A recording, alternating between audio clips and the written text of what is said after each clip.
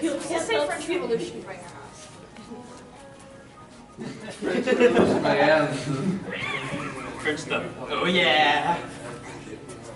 Jet fuel can't melt steel. Jet fuel can't melt steel. It won't let me click it, you little butthole.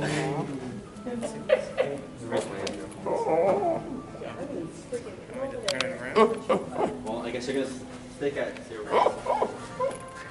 Can't melt steel.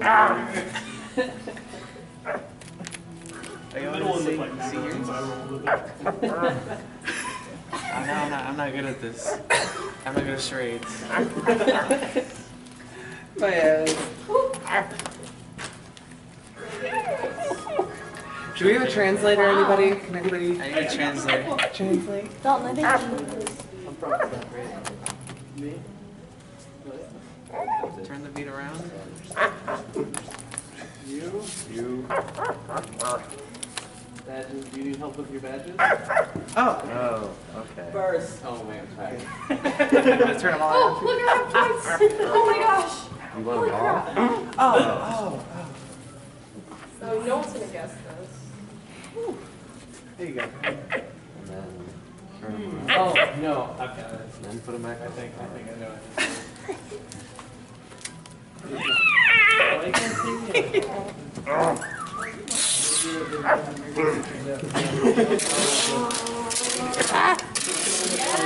I don't want to get tied up like a chip walker.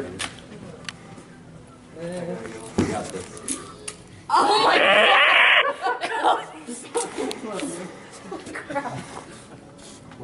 Pure anal, that's the right one. How did you get that?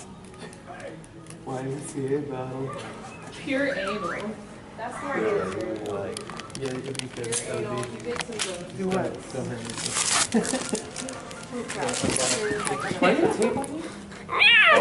I don't know.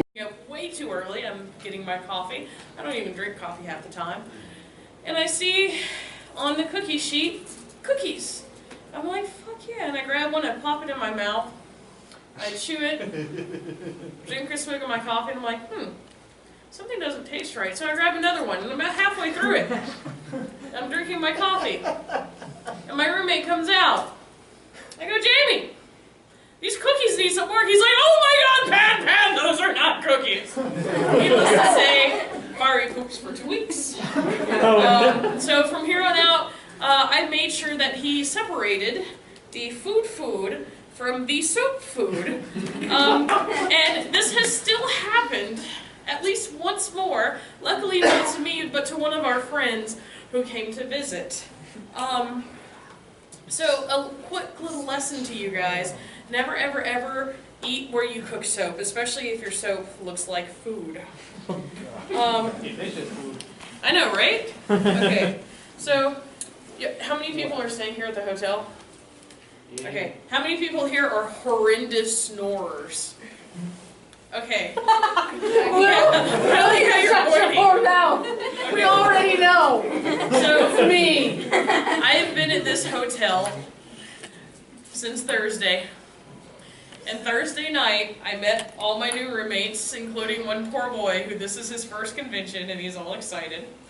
And not only is he stuck with me snoring, but one of the guys he's sharing a bed with likes to sleep in nothing but his underwear, and he wakes up with him cuddling him. And I'm just like, yes. Oh, poor thing. My first night in, I was so tired I passed out because I'm on a 3-week convalescence, and I have stories, let me tell you.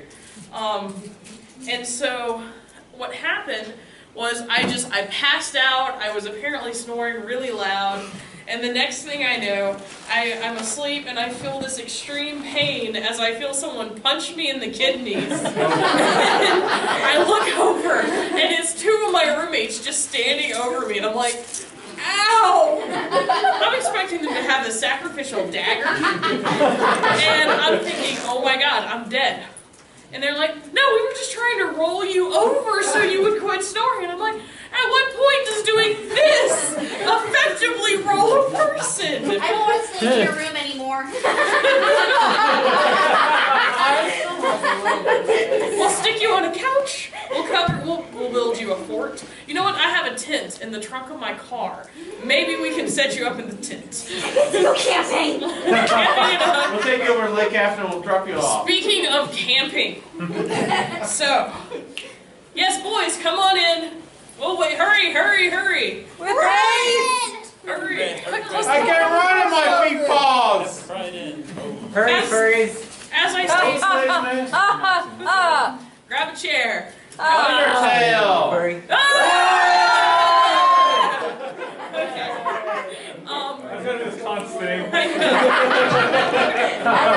Somewhere along the way, this turned into Pee-wee's Playhouse. Grandpa's Playhouse. meme. So, my first week of my Conblins was a camping event called Furry Retreat. My friends and I hosted it. Y'all two went, so y'all can attest to this story. We don't have any minors in here, do we? I didn't see anyone show up with Put your hand down. No minors, fantastic. Okay. So, at the retreat. I'm a coal miner. I'm just kidding. Womp womp. Okay, so we're at the retreat. We're having a good time. It gets late. It's cold. I'm snuggling with a friend. Another friend comes to join us. Things start to happen. We're furries. And we're camping. All of a sudden, someone turns their headlights on their truck and it goes straight into our tents. You can see everything. Our silhouettes. And you hear, what's going on in there? And my response, because I'm an asshole, is, we're making sock puppets. What the fuck do you think we're doing? The next day, come out, drinking my coffee, which is really weird because I don't really drink coffee. I actually drink hot tea, but coffee is easier to say. I don't know why. And someone comes up to me and goes, so how are the sock puppets? Apparently I've been so loud, everybody in the campgrounds heard me. Oh my god. I like sock puppets. And they're shaking their heads. Well, if you did want to know, you should have left the lights on. Yeah. Now, another fun thing that happened at this event was we had a sheep dinner. Now, we knew we were going to have to, cook the sheep and everything. What we were unaware of is how fresh the sheep would be. So for those of you with sensitive stomachs, you may want to cover your ears. So you get their little John Deere thing, and they're like, are you ready? Yeah, sure. Bring forth the sheep, says the owner in a fun manner. Like, okay. And in comes the sheep wobbling. Luckily already dead. Wobbling! Just prepared on this thing. And one of our people is like, oh, I've gutted sheep and other animals, and just starts going to work. Plop, the head goes down. I see it. I stare at it. Without thinking, I pick it up, and I put it in the raise it high in the hand. I go, bring me the tributes! I haven't been able to live this down, because I have since received about 3-4 badges with Pan holding a sheep's head. And I'm starting to kind of like this. So I think I'm going to have to go buy a stuffed sheep and make us put it on a staff. But we're going to pretend that didn't happen. I've heard of a fox killer, but not a sheep killer. I know, right? So that's Furry Fiesta. Fast forward past visiting my parents, which was complete and utter chaos, where my father has decided to deem all furry stuff, oh, the bohemian lifestyle, that's fantastic. How did you get that? He then decided to go into a full-on song of Bohemian Rhapsody. I don't know, my dad's this old Southern lawyer. He was born and raised in Arkansas, moved over to Louisiana, so that explains half of it. And he used to be a cop.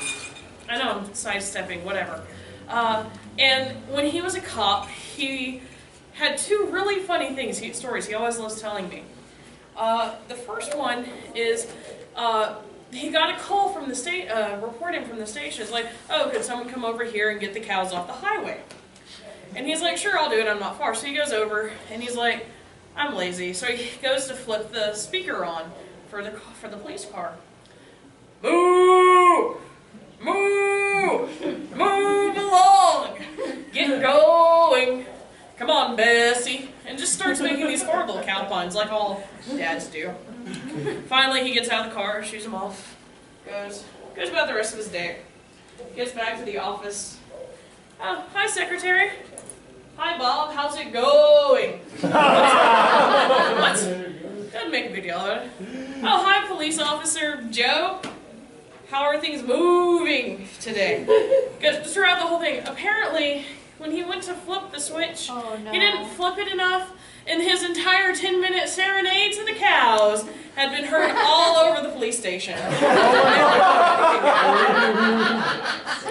Now, this is, so my epic derps do come from somewhere. Another time, he was doing the night shift with his partner, and back in the day where he was, you know, people could do things like what he did, which was, oh, we're gonna go practice shooting. So they go out, they're in like kind of an empty area, find a big plank of wood, set it up.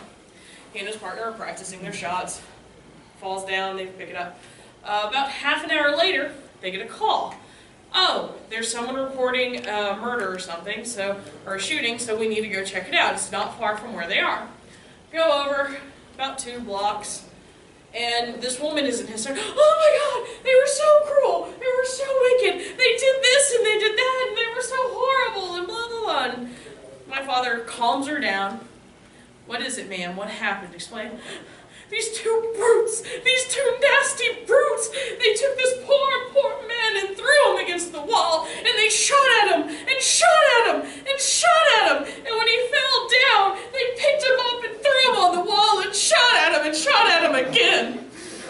And my father goes, ma'am, where did you see this? Where did you? I was looking right outside my window the whole time. Thank God they didn't see me. I think they're gone now, but I'm just too scared to look. And I was, don't worry, ma'am, I'll go look at this. And he goes, pulls aside the window dramatically, and within distance is the spot where they were practicing their shooting. So he turns around and goes, ma'am, this will never be a problem again. And he and his deputy just turn and leave. They go in, they report, and everything is fine. The only thing that makes this better is it happened 3 more times from the same woman throughout the year. Oh, goodness. Because they thought, you know, everything was calmed down. So anyway, back to what I was talking about. So that's my first event.